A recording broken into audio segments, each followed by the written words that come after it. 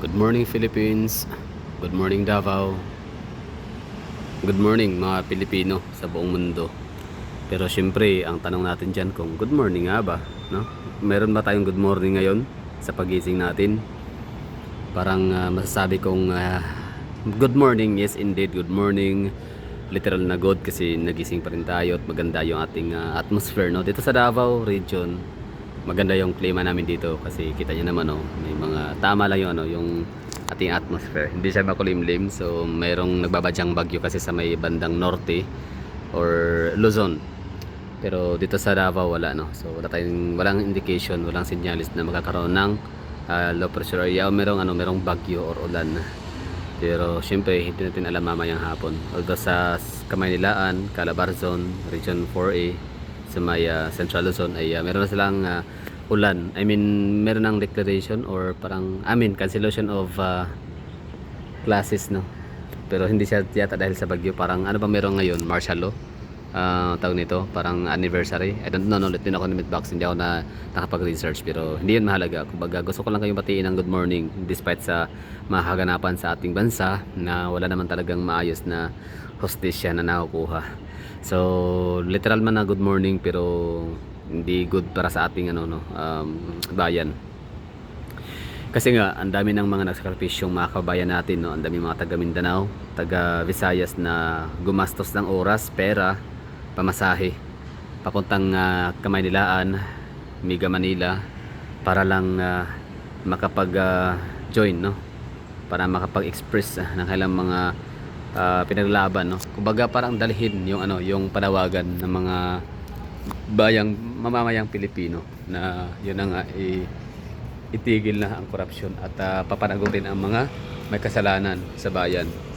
Yung mga nakapagnakaw, yung mga nangulimbat ng pera, no? So sana'y mapanagot.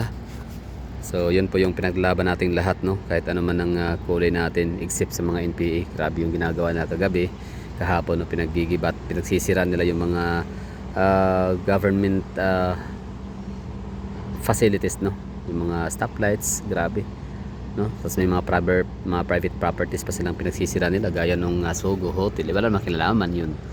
So syempre pakawala nga sila ng administration, panigurado yan ni Bongbong Marcos na yun nga manggulo, maghasik ng lagim, maninira ng kung ano pa para nang sa ganun magkaroon ng rason para mag-declare ng martial law dahil nanganganib ang estado, dahil nga sa mga violenting gawain. And mayroon pang isa, pinagbibintang nila or ibinibintang nila, no, sa mga DDS ang kagagawa ng mga NPA ng mga batang hamog sa Kamaynilaan.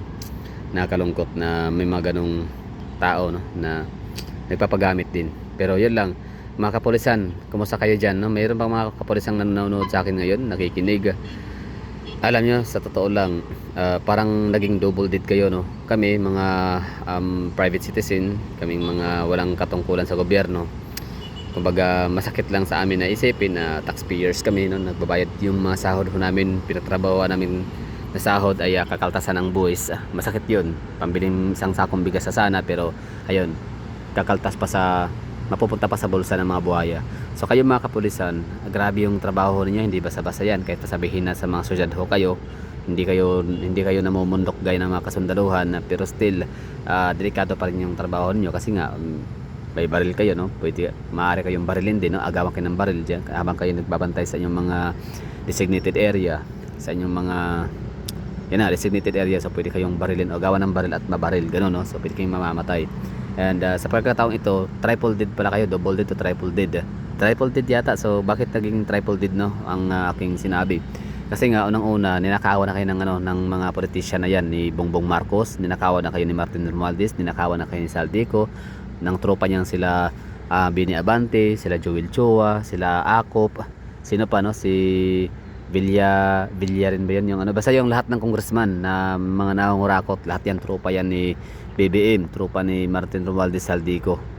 Kaya nga sila pumirma sa impeachment ni VP Sara Duterte kasi kahit alam nilang walang kasalanan si VP Sara Duterte na nagawa, wala siyang foul, wala siyang impeachable offense, still pumirma sila to impeach VP Sara dahil si VP Sara ang siyang hadlang, no, napakalaking hadlang at balakid sa kailang pagiging mga demonyo at mga diablo, no.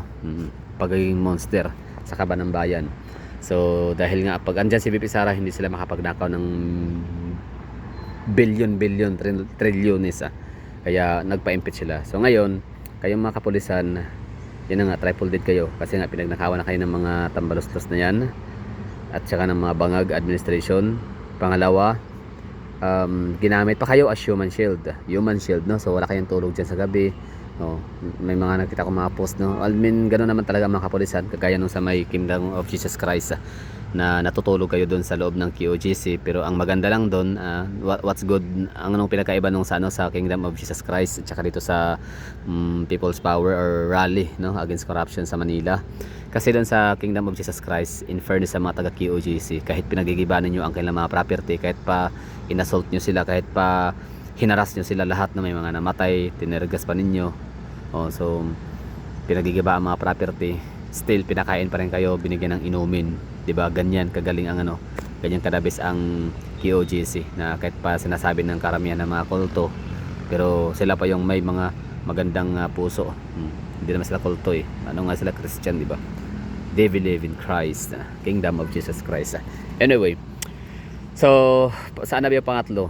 So na nga, pangalawa, ganawa kayong human shield. Una, pinagnakawan na kayo ng mga kurakot at pinagsilbihan nyo pa, di ba? Pinagdepensahan nyo pa. Ang sakit nun. Alam ko wala kayong magagawa kasi nga SPO1 lang kayo, SPO1, SPO2 pa lang, SPO3 pa lang. Ano bang tawag ngayon sa di ba hindi SPO4, no? Masyado kong out of touch na ako, no? Outdated. So hindi ko alam kung anong tawag. Nakalimutan ko na. Pero pag mabanggit siya, yan, ma-recognize ko. Basta hindi na SPO1, SPO2, SPO3, no? Pero dahil sa mga ganyang katungkulan, so hindi pa kayo ganun kalakas mayroong lakas ng loob para tumalikod, no, sa inyong organisasyon, para talikuran ang inyong amo, yung bangag na presidente ninyo na inyong pinagsisilbihan, at yung inyong tawag nito, yung mga hepe, o yung mga heads of heads, no, na kung saan nagbibigay din ng mandate, no, siyempre di naman kayo lahat kapulisan ang pupunta doon sa Malacanang para makipag-usap, di ba? Kundi idadaan yun ni BBM sa kailang Department of Interior, DILG, di ba? DILG yun, may hawak sa kapulisan, o DILG, tapos yan, DILG, tapos kapulisan, mga generals, hippie, tapos yung mayon, sila yung mag-deliver sa mga heads of heads. So kayo mga nasa baba lang, nasa mga ground staff, or ano ba tawag dyan sa inyo, mga frontliners, kayo yung mga pinaka nasa ibaba, so wala kayong magagawa, no, kundi sundin ang utos sa inyong mga hippie, ng yung mga heads, no, yung mga superiors. So naiintindihan ho namin yan, pero yun lang, I feel bad para sa inyo, no, kasi nga pinagnakawan na kayo, ginawa pa kayong human shield na makawatan. Okay lang sana kung talagang deserving ng mga hayop na yan na pagsilbihan ninyo, no, depensahan against sa mga lumilipad na mga bote na may mga bote, mga bubog, di ba, mga bato, at kung ano pang mga pinagtatapon ng mga walang modo rin ng mga kabataan sa Kamaynilaan at mga NPA, no. Okay lang sana kung deserve ng taong inyong, di ba? Okay lang sana kung walang kasalanan si BBM, hindi magnanakaw. Okay lang sana kung talagang anghel yang mga yan, yung mga diablo at demonyo, kampo ng mga kasamaan, di ba? So sakit doon sa puso, no, pagserbisyuhan ang mga taong hindi naman karapat dapat, pero wala kayong magawa kasi yun parang yun naging kapalaran ho ninyo, no. So hindi ko rin kayo masisisi, hindi ko kayo ma-judge, no, bakit andyan pa rin kayo, kasi nga mayroon kayong mahirap din na iba, working student pa, makapagtapos na ng criminology, diba? Tapos ngayon naging pulis na siya, pulis na kayo, tapos basta-basta na kayong aalis. Masakit sa kaloob-looban yan, pero hindi naman lingid sa ating kaalaman, no, na napakarami nating mga kababayan din naman na dating pulis at nag-resign, pumuntang abroad, nagtrabaho sa ibang mga kumpanya, no, kung hindi man mag-abroad. So siguro ko ako nasa kalagayan, ito akin na naman to, sir, mga sir police, mga ma'am police, kung ako naman sa kalagayan siguro, kung ako yung nasa parang pagiging police, kunyari police man ako, tapos ngayon ang mangyari is ganyan yung aking presidente, yung aking pinakaamo, tapos gagamitin ako sa human shield, na hindi. Matagal na ako nag-resign, ginagawa ko na kasi ako'y hanga sa aking sarili. Alam ko na mahalaga ang pagiging police kasi nga government employee ka, malaki ang sahod kahit paano, di ba? Tapos may mga benefits at kung ano pang mga perks, no, of being a government employee. Pero minsan lang kasi tayo mabuhay. Akin to, minsan lang ako mabuhay sa mundo, di ba? Tapos ipagpalit lang natin yung ating prinsipyo at dignidad. Prinsipyo, no? Prinsipyo at paniniwala. Prinsipyo, no? Prinsipyo. Yan na yun. Ipagpalit lang natin yung prinsipyo at dignidad. Akin na to ha, akin to, I'm not hindi ko sinabing kayo din kasi magkaiba nga tayo ng ano pinagdaanan, magkaiba tayo ng rason sa buhay bakit natin ginagawa yung mga ganung bagay. Pero sa akin, kung ako yung pulis ngayon, may tsapa na ako bilang pulis, hindi ako aalis na, magre-resign kasi alam ko ang dami pa namang mga kumpanya diyan, ang daming mga pwedeng pagtrabahoan, ang daming mga kumpanya diyan na nangangailangan ng magaling na empleyado na kagaya ko. So, yun lang ang akin lang din naman, no? Hindi ko naman sinabing kayo kasi magkaiba nga tayo. Pero just in case lang ako naging police. Totoo yan. Kaya kong mag-resign. Para ma-save yung aking dignidad at prinsipyo, no? Hindi maapakan. Dignidad at kredibilidad. Yun. So, ganun lang, no? Sa mga Pilipino naman dito ngayon na nasa abroad nanonood, no? Pasensyahan nyo na. At kita nyo naman talagang ginagawa ng ating mga kabayan. Lumuwas pa talaga yung mga taga Davao, taga Luzon, taga Davao, taga Mindanao, taga Visayas, taga southern part of Luzon, taga northern part of Luzon. Lumuwas pa ng Maynila para lang talaga makilahok, para maidagdag ang kailang mga sentimento, no, sa pagkadismaya sa ating panggobyerno. Pero kita naman natin na did their best pero wasn't good enough. Talagang makapal, makunat, matibay at walang konsensya yung namumuno sa atin, yung ating presidente, wala tayong magagawa talaga. So ewan ko na lang talaga. So sige lang, sabi nga nila, hindi lahat ng mga plano ay natutupad or natutuloy, no. So parang hindi lahat ng mga pangyayari is according to the plan. May mga bagay talaga na kusa na lang nangyayari, naturally, organically, parang ganun. Kasi yung mga plano, okay naman yung mga pinagpaplanuhan kasi talaga siya, no, naka-sketch, naka-drawing, parang gano'n, no. So talagang may pattern, parang gano'n, no. Samantalang may pattern, may sketch, okay yun, no, maganda naman yung mga ganung bagay. Lahat naman talaga ng bagay dapat pinagpaplanuhan kasi mas sureable yung kanyang magiging resulta. Pero may mga bagay talaga na wala, hindi natin inisip, kahit ikaw, kahit ako, kahit tayo na nakikinig, nanonood din dito sa video na to. 'Di ba, may mga pangyayari sa buhay natin na hindi natin lubos akalain na mangyayari, magaganap, 'di ba? Kasi meron tayong pangarap pero hindi 'yun ang nakamit natin. Minsan lagpas pa doon, 'di ba? Example, pangarap natin bata pa tayo, nasa puso natin magiging engineero. Ito yan pala, nagiging congressman tayo, 'di ba? Ganon 'yun, naging contractor pala. So parang ganon 'yun, no? So hindi natin talaga, may mga bagay na hindi rin alam kung anong mangyayari. So baka itong pagbaba ni BBM, hindi rin alam kung paano, no, anong mangyari. Basta syempre tayo ng mga Pilipino, Kristiyano tayo, Muslim, o ano pa man yung mga denominations natin, ang pinaka bottom line is meron tayong pinaniniwala ang Diyos, tagapaglikha, 'di ba, ng lahat, no, the Almighty Creator. So siya yung yung magbibigay sa atin ng tulong, no. Basta dasal lang, no, syempre dasal, manifest natin lahat ng bagay. Kasi grabe, kahit anong, sa totoo lang, kahit anong sipag natin, kahit anong talino natin, kahit ang galing natin mag-business, oo, kikita tayo, may pera, pero ang hirap pa rin umasinso, hirap umusad. Oo, hirap kaya magnegosyo na ikaw lang yung may pera, tapos yung mga target customer mo wala ng pera, halos din na makabili, din na makakain, di ba? Hindi na makabili ng produkto. So paano yan, di ba? So basta it's ang tawag dyan is life cycle or chain reaction, o ano ba tawag dyan, domino effects, no? Yun, domino effects, pinaka-accurate. So pag kurakot ang government, so tataas yung poverty incidence. Pag tataas yung poverty incidence, mahirap, kukunti yung purchasing power ng mga Pilipino. So konti yung purchasing power ng mga kabayan natin, di ba, yung mga negosyo natin. So sabay-sabay tayong gagapang sa lusak, parang ganun, di ba? Kita niyo si Chavit Singson, napakayaman na yung taong yan, super billionaire na yan, no, multi-billionaires. Pero kita niyo talagang hindi niya talaga madibdib, hindi niya talaga tawag nito, hindi niya masikmura yung corruption sa Pilipinas.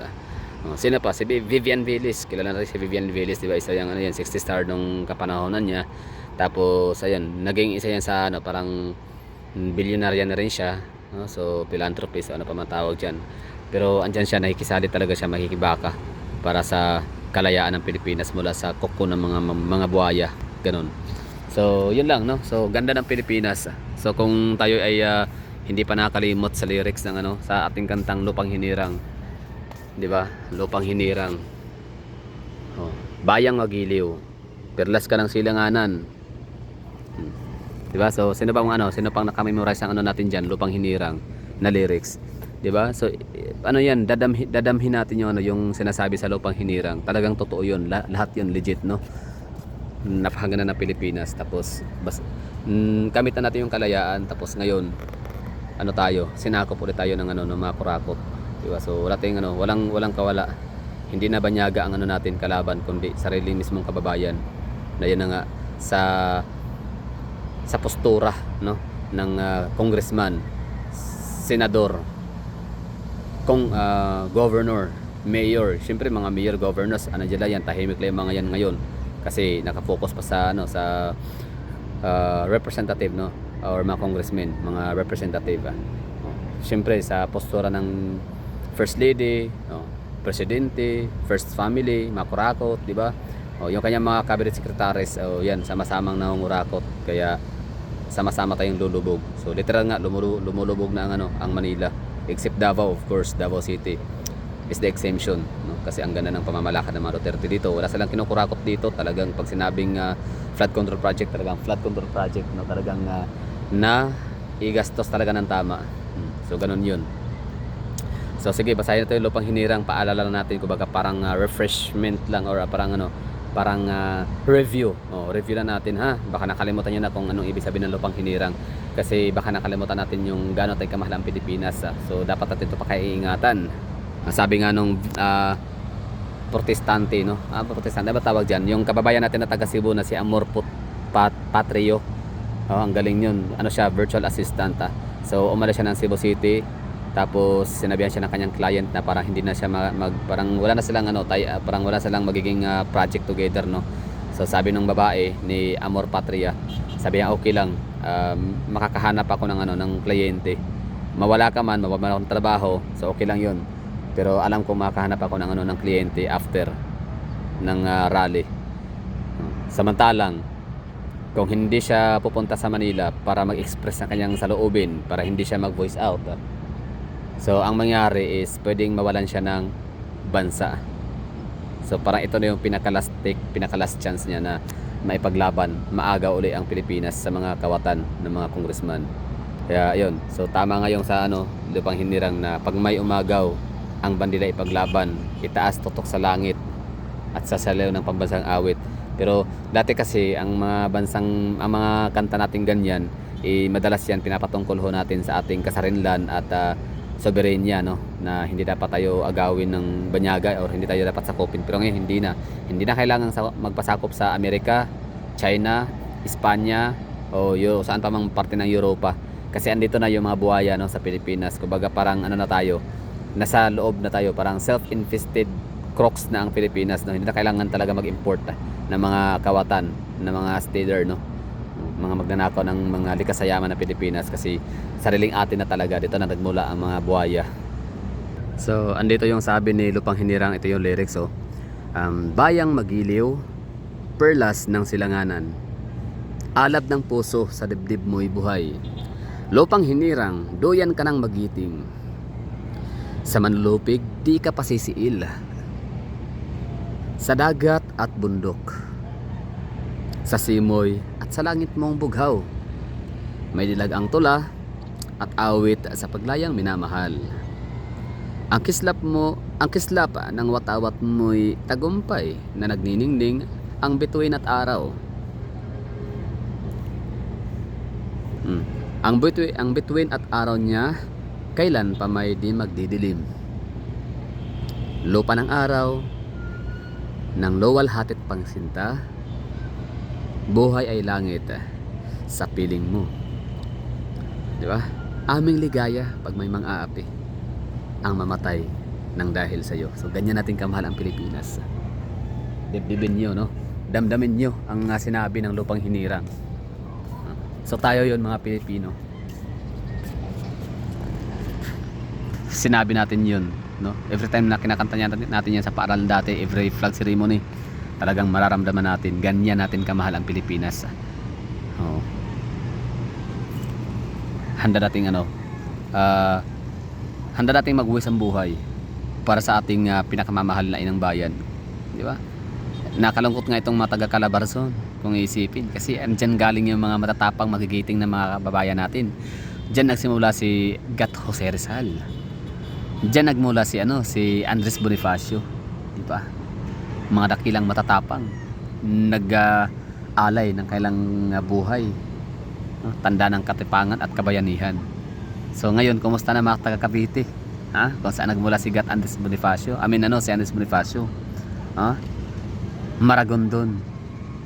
Oh, di ba taga Maragondon si Andres, taga Amadeo. Oh, if I'm not mistaken, sorry. So pasensya na sa mga diyan, mga historians.